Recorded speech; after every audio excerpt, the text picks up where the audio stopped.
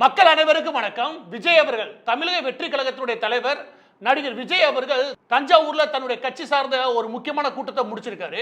அதுல நிறைய விஷயங்கள் அவர் சொல்லியிருக்காரு. அதுல மிக முக்கியமான விஷயங்கள் அதை தான் இந்த வீடியோல நம்ம பார்க்க போறோம். இந்த கூட்டத்தில் வழக்கம் போல ஸ்டாலினா விஜயா, தூய சக்தியா தீய சக்தியா, இந்த மாதிரியான பிரச்சாரங்களை வழக்கம் போல அவர் மேற்கொண்டார். ஆனா அதையும் தாண்டி சில கவனிக்கப்பட வேண்டிய விஷயங்களை அவர் பேசியிருந்தார். அதுல நான் முதலாவது மற்ற விஷயங்களுக்கு போறதுக்கு முன்னாடி முதலாவது இந்த வீடியோவை பொறுத்த வரைக்கும் நான் எதை பாராட்டுவேன், முதலாவது பாராட்ட வேண்டிய ஒரு விஷயம் ஒன்று இருக்குது. அது என்ன அப்படின்னா, அவர் எடுத்திருந்தது என்ன அப்படின்னா, இப்போ நம்ம கடன் திவால், அதுக்கப்புறம் நிறுவனங்கள் திவால் ஆகிறத கேள்விப்பட்டிருக்கோம்.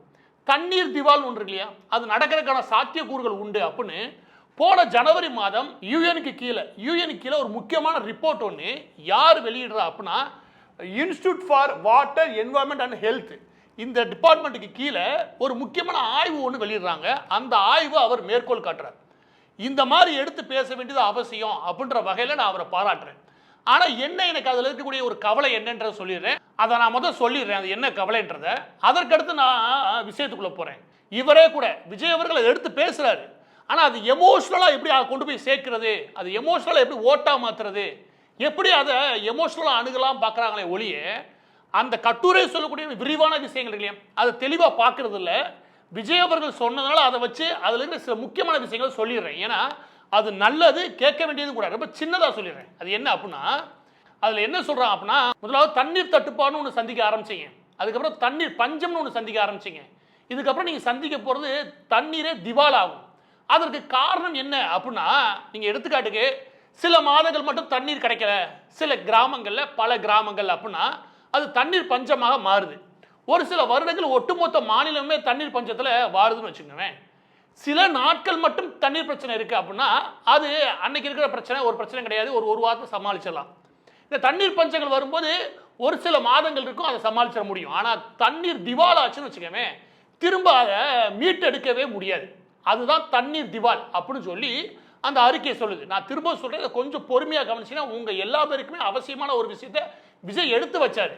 ஆனால் அதில் அவர் சொல்லாத, இல்லாட்டி அவரே வேணும்னு விடுற சில விஷயம் இருக்குது. அது என்ன அப்படின்னா, இந்த தண்ணீர் இருக்குல்ல, இந்த நல்ல தண்ணீர் ஒன்று இல்லையா, இந்த நல்ல தண்ணீரில் 70% பயன்படுத்துறது விவசாயம் தான். அந்த கட்டுரைகள் சொல்கிற விஷயம் நான் பல வருடங்கள் அதை சொல்லிக்கிட்டீங்க. இந்த தண்ணீர் நல்ல தண்ணீர் ஒன்று இல்லையா, இந்த நல்ல தண்ணீரை 70% பயன்படுத்துறது, இன்னும் சொல்ல போனால் கிரவுண்ட் வாட்டர்னு ஒன்று இல்லையா, அதை 80% அளவிற்கு பயன்படுத்துறது நம்ம ஊர் நாட்டை பொறுத்த வரைக்கும் அது விவசாயம் தான். இந்த விவசாயத்தை சீர்படுத்த வேண்டியது, முறைப்படுத்த வேண்டியது அவசியம்னு அந்த கட்டுரை சொல்லுது. அந்த கட்டுரை இந்த தண்ணீர் பஞ்சம் உருவாகிறதுக்கு மிக முக்கியமான காரணம், நம்ம ஒரு முறை இல்லாமல் இந்த நிலத்தடி நீரை பயன்படுத்துறது, நிலத்தடி நீர் திரும்பவும் அது ரீஃபில் ஆகுது இல்லையா, அதுக்கான வழிவகைகளை செய்யாமல் இருக்கிறது.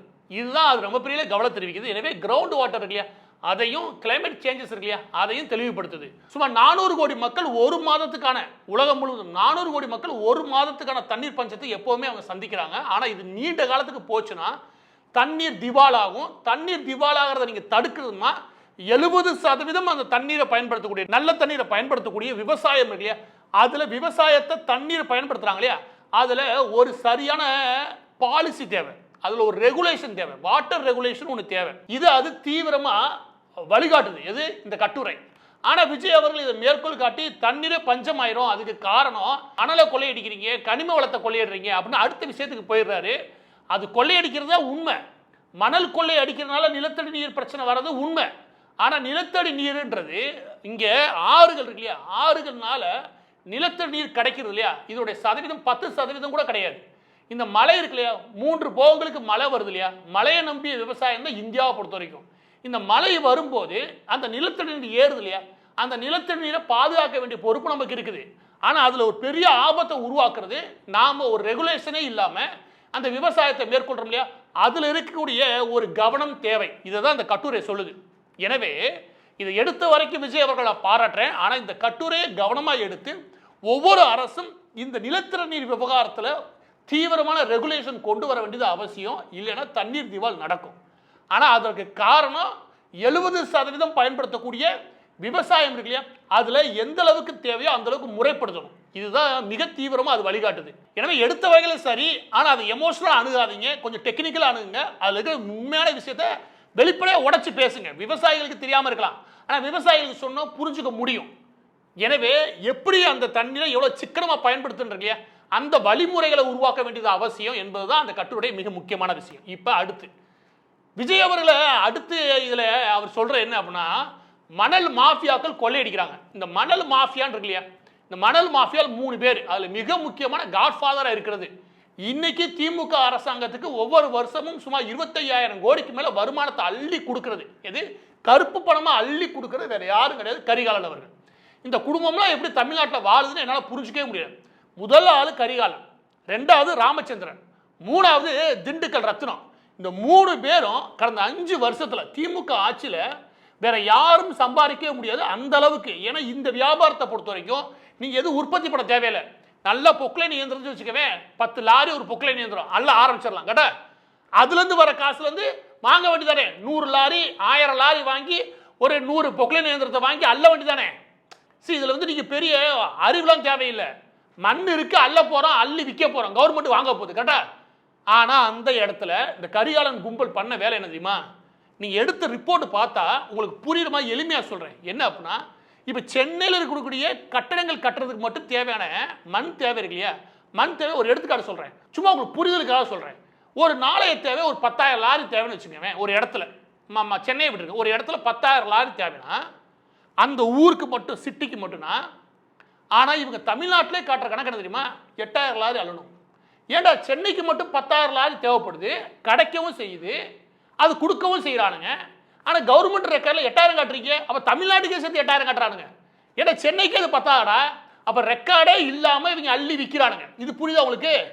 தமிழ்நாட்டுக்கே தேவை விட்டுருங்க, சென்னை தேவைக்கே இவங்க சொல்ற கணக்குக்கு பக்கத்திலே வராது. எல்லாமே பிளாக்கு கணக்கில் வராது, அள்ளி தள்ளுறது. அதோட சேர்த்து 100 மீட்டர் அடுத்த இடத்துல 500 மீட்டருக்கு தோன்றது.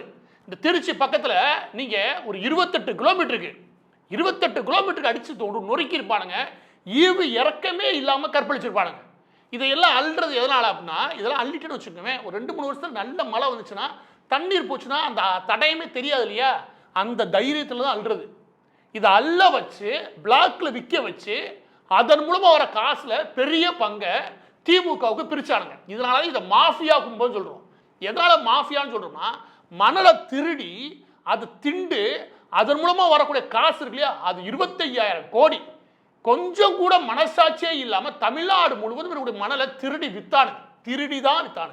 இதுல மிக முக்கியமான குற்றவாளி கரிகாலன் அவர்கள், அதுக்கடுத்து ராமச்சந்திரன், அதுக்கடுத்து திண்டுக்கல் ரத்னம். இந்த 3 பேரை பத்தியான தெளிவான விவரங்கள் இல்லை. இதையெல்லாம் நான் தனியா ஒரு சிறப்பு வீடியோவை போடுறேன். ஏன் அப்படின்னா, இவர் மட்டும் கிடையாது, இதை ஆதரிக்கக்கூடிய குடும்பங்கள் இருக்கு இல்லையா, அது அவங்க குடும்பமே இதை வெறுத்து வீட்டை விட்டு ஓடணும், நாட்டை விட்டு ஓடணும். ஏன்னா இதெல்லாம் வாழ்க்கையா, அப்படி என்ன நீங்க வாழ்றீங்க? எனவே இதை எடுத்து விஜய் அவர்கள் பேசியிருந்தாரு. அதற்கடுத்து எதை பேசினாரு அப்படின்றதுக்கு முன்னாடி, இந்த 3 பேர் ஆடினாங்க, இந்த கரிகாலன் இருக்கால, இதெல்லாம் உச்சத்தில் ஆடினதுக்கு ஒரே காரணம் துரைமுருகன் தான். இந்த துரைமுருகன் மகன் இருக்காரா, அவர் ரோல்ஸ் ராய்க்கா இந்த நிற்கிறாரா, யாரு இந்த கரிகாலன், எல்லாம் ஃபாரின்ல பெரிய சொகுசு வாழ்க்கை. கனிம வள கொள்ளையும் மணல் கொள்ளையும் முழுசா அடிச்சது இந்த 2 பேர் தான், அந்த கும்பல் தான். இது அடிச்சு திமுக குடும்பத்துக்கு பாதி பிரிக்க வேண்டியது, இவங்க பங்கு பிரிக்க வேண்டியது. எனக்கு தெரிஞ்சு இந்த 5 வருஷத்துல இவங்க ஒரு வருஷத்துக்கு 25,000 கோடினா ஏறக்குறைய 1 லட்சம் கோடிக்கு மேல அடிச்சிருப்பானுங்க. பாதி பிரிச்சா கூட 50,000 கோடியா சம்பாதிச்சிருப்பானுங்க. அந்த அளவுக்கு சம்பாத்தியம் அள்ளி குமிச்சானுங்கன்னு வச்சுக்கவே. அதற்கு அடுத்து விஜய் அவர்கள் ஊரெல்லாம் செலவு வைக்கிற உங்க அப்பாவுக்கு எங்கேருந்து காசு வருது, வேற எதுக்காவது கேட்டா நிதி இல்லைன்ற அப்படின்னு சொல்லி நேரடியாக ஸ்டாலினை தாக்க ஆரம்பிக்கிறாரு. ஸ்டாலின் தொடரட்டும், இதுல வசனம் வேற, ஸ்டாலின் தொடரட்டும்னா இங்க சட்ட ஒழுங்கு சந்தி சிரிக்கட்டுமா அப்படின்னு சொல்லி ஓப்பனாவே அட்டிக்கிறாரு. வழக்கம் போல இருக்கக்கூடிய நடைகள்ல சமீபத்தில் அவர் மாத்திருக்காருன்னா, திமுகன்னு சொல்லாம ஸ்டாலின் தீய சக்தினே சொல்றாரு. எனவே ஸ்டாலினை நேரா அடிச்சுதான் சொல்றாரு. அத்தோட சேர்த்து திமுக தொடர்ந்து வெற்றி பெற்றதுக்காக சரித்திரமே கிடையாது, உங்க ஒப்பாவாலே முடியல, உன்னாலேயும் முடியாது அப்படின்னு சேர்த்து அடிக்கிறாரு. எனவே இந்த இடங்கள்லாம் அவரு தன்னுடைய ரசிகர்கள் இல்லாட்டி மக்கள் மத்தியில் இருக்கு இல்லையா, அது அடிச்சு பேசுறது இல்லையா, அது நல்லாவே ரீச் ஆகுது. இறுதியாக அவர் தன்னுடைய வாக்குறுதிகள் கொடுக்க ஆரம்பிக்கிறார். இந்த வாக்குறுதிகள் நம்ம கவனிக்கணும். ஏன் அப்படின்னா, ஒரு அரசியல்வாதியாக எப்படி இந்த சமூகத்தை கவனிக்கிறாரு, ஒரு அட்மினிஸ்ட்ரேட்டரா, ஒரு அரசியல்வாதின்றவே முதலமைச்சர் ஆனதுக்கு அப்புறம் அவனுக்கு பொறுப்பு வந்துருது, இந்த ஒட்டுமொத்தத்தின் நிர்வாகத்தை அவன் கையில் கொடுக்குறோம் கட்ட. அப்ப நிர்வாகத்தை எந்த அளவுக்கு கவனிக்கிறான்றது முக்கியம். அதுல என்ன சொல்றாரு அப்படின்னா, இந்த பெண் இடையாளர் ஆண் இடையாளர்ல எதுக்காக சொல்றாருன்னு எனக்கு இன்ன வரைக்கும் புரியவே இல்லை. ரேஷன் கடையில் பெண்கள் வந்தால் பெண்கள் இடையாளர், அது எடை போட்டு கொடுக்குறாங்களே, அதில் பெண்கள் வருவாங்களாம், ஆண்களுக்கு ஆண்கள் இடையாளர் இருப்பாங்களா, இது எதுக்கு? இப்போ யார் கேட்டா, இந்த இடையில ஏதாவது பிரச்சனையா, எனக்கு தெரிஞ்சு 6th கீழே இருக்கக்கூடிய அது 6ஆம் வகுப்பு கீழே இருக்கக்கூடிய குழந்தைகள் எல்லா குழந்தைகளுக்குமே பெண்கள் தான் ஆசிரியராக போகணும். இது வந்து ரெக்கமெண்டேஷன் இருக்குது. எனவே 80% பெண் ஆசிரியர்கள் தான் இந்த குழந்தைகளுக்கு நடத்தணும், அதுதான் சரி அப்படின்னு ஒரு விதியே இருக்குன்னு வச்சுக்கோங்க. அதெல்லாம் கூட நான் ஏற்றுப்பேன். இது எதுக்கு இதே மாதிரி கிளம்புறதா? சர்ச்சில் பெண்கள் வந்தால் ஃபாதருக்கு பதிலாக பெண்களே ஃபாதராக இருப்பாங்க இப்போன்னு ஏதாவது திட்டங்களை அவர் வச்சிருக்கான்னு தெரியல. இது எதுக்கு அவசியம்னு எனக்கு தெரியல. இது எதுக்கு அது உள்ள சேர்க்கிறான்னு தெரியல. அது ஒரு காமெடியாக இருக்குன்னு வச்சுக்கோங்க, அதை விட்டுருங்க. ஆனால் அவர் ஒரு முக்கியமான வாக்குறுதி ஒன்று கொடுத்தாரு.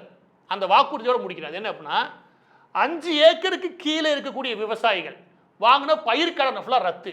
முதலாவது 5 ஏக்கருக்கு மேலே இருக்கக்கூடிய விவசாயிகள் அவங்களோட பயிர்க்கடனில் 50% ரத்து பண்ணுறதுக்கு முயற்சி பண்ணிடுவோம். அதற்கடுத்து இந்த 2 ஏக்கருக்கு கீழே இருக்கு இல்லையா, 2 ஏக்கருக்கு கீழே இல்லாட்டி நிலம் இல்லாதவங்க இவங்களோட குழந்தைகளுடைய கல்வி கடன் முழுமையாக ஏற்றுப்போம். இதுதான் அவர் சொல்றாரு. இது எந்த அளவுக்கு இவர் நிர்வாகத்தை புரிஞ்சுக்கிட்டான்றது 3ஐயும் வச்சு பேசுறேன். என்ன நினைக்கிறீங்க? என்னன்னா இந்த 2 ஏக்கருக்கு கீழே இல்லாட்டி நிலம் இல்லாத எல்லாருடைய குழந்தைகளுக்கான கல்வியை நான் ஏற்றுப்பேன். அதுலேயும் மிக முக்கியமாக அவங்க வந்து அரசு வேலை இருக்கக்கூடாது. ஓகே, அந்த 2 ஏக்கருக்கு கீழே இருக்கக்கூடிய விவசாயிகள் விவசாயம் அல்லாத நிலம் இல்லாதவர்களும் சேர்த்து வச்சுக்கோங்க. இங்கே இந்த 2 லட்சத்துக்கு கீழே இருக்க மட்டும் சொல்கிறேன். விவசாயிகளோட எண்ணிக்கை நிலம் இல்லாத கணக்கில் வரவே இல்லை. 2 ஏக்கருக்கு கீழே இருக்கிறவங்கள 73 லட்சம் பேர். 73 லட்சம் பேரில் வீட்டில் ஒருத்தரை நீங்கள் படிக்க வைக்க முயற்சி பண்ணி வச்சுக்கோங்க. ஒவ்வொரு ஆண்டும் சுமார் 36,500 கோடி ரூபாய் தேவை. 36,500 கோடி ரூபாய். இந்த 36,500 ரூபாய் எங்கேருந்து வரும்? சரி, திட்டம் எல்லாமே இதே மாதிரி எல்லாரும் அழிவிக்க முடியும். என்ன சொல்ல முடியும்? வீடு இல்லாத எல்லாருமே வீடு, அரசு வேலை இல்லாத வீட்டில் இருக்கிற எல்லாத்துக்குமே ஒரு அரசு வேலை. அதுக்கப்புறம் பெண்கள் எல்லா பேருக்கும் ஆளுக்கு 10 பவுன் செயின், எது தங்க செயின், தங்க விலை ஏறி போச்சு. அதுக்கடுத்து யார் யாரெல்லாம் 2 வீலர் வச்சுருக்காங்களோ ஒரு மாதத்துக்கு 2 தடவை ஃப்ரீயாக பெட்ரோல் போட்டுக்கலாம். இப்படி சொல்லலாமா? சொல்லலாம். நல்லா இருக்கா? நல்லா இருக்கு. நம்மளால நம்புவாங்க. ஆனால் சாத்தியமா? ஏன்னா எனக்கான வருமானம்னு ஒன்று இருக்கு இல்லையா. நான் திரும்ப சொல்கிறேன், இந்த மாதிரி எல்லாம் இலவசங்களையோ இல்லாட்டி சாத்தியம் இல்லாத விஷயங்கள் இல்லையா, இதெல்லாம் கேட்டு இல்லையா, கேட்டு மயங்கிறது நிப்பாட்டுங்க. உழைக்கணும், உழைச்சதுக்கு வருமானம் வரணும், வந்த வருமானத்தில் நான் வாழணும். இதுதான் உண்மையிலே சொல்கிறேன் ஒரு சிவிலைஸ்டு, அதாவது ஒரு நாகரிக சமூகத்திற்கு இல்லையா நல்ல விஷயமே கூட. ஆனால் இந்த மாதிரியான போக்கு போச்சுன்னு வச்சுக்கோங்க, முதல்ல தண்ணீர் திவால் சொன்னார்ல, அதே மாதிரி நிர்வாகமே திவாலாயிரும். அதுக்கடுத்து ஒன்று சொல்கிறாங்க இல்லைங்க, என்ன 5 ஏக்கருக்கு கீழே இருக்கக்கூடிய கடன் இருக்கு இல்லையா, அதெல்லாம் ரத்து பண்ணுவேன்றார் இல்லையா. சுமார் 3,47,000 கோடி இருக்கு. எவ்வளவு? 3,47,000 கோடி ரத்துன்னு வச்சுக்கோங்க. அவங்க கட்ட தேவையில்லை, ஆனால் தமிழக அரசு கட்டும்னு அர்த்தம். தமிழக அரசோட கடன் இப்போ எவ்வளவு? சும்மாவே ஸ்டாலின் சும்மா 11 லட்சம் கோடி கொண்டு வந்து விட்டார். இதில் இது வந்து சேர்ந்துச்சுன்னு வச்சுக்கோங்க, பேங்க்காரன் அவன்கிட்ட கேட்க மாட்டாங்க. பேங்க்காரன் அப்படியே யார் பில்லை யார் தலையில் கட்டுவாங்க? கவர்மெண்ட் தலையில் கட்டுவாங்க. கவர்மெண்ட்டுக்கு எவ்வளோ கடன் வரும்? 15 லட்சம் கோடி. அது வந்ததுமே 15 லட்சம் கோடி எக்ஸ்ட்ரா உங்களுக்கு 3,45 லட்சம் கோடி ஆடாகும். அந்த 3,45 லட்சம் கோடி யார் கட்டுவா? அப்போ வரியை எல்லாம் ஏற்றணும், எல்லா விலையும் ஏற்றினா தான் மக்கள்கிட்ட வசூல் பண்ணி தான் அதை கட்ட முடியும்.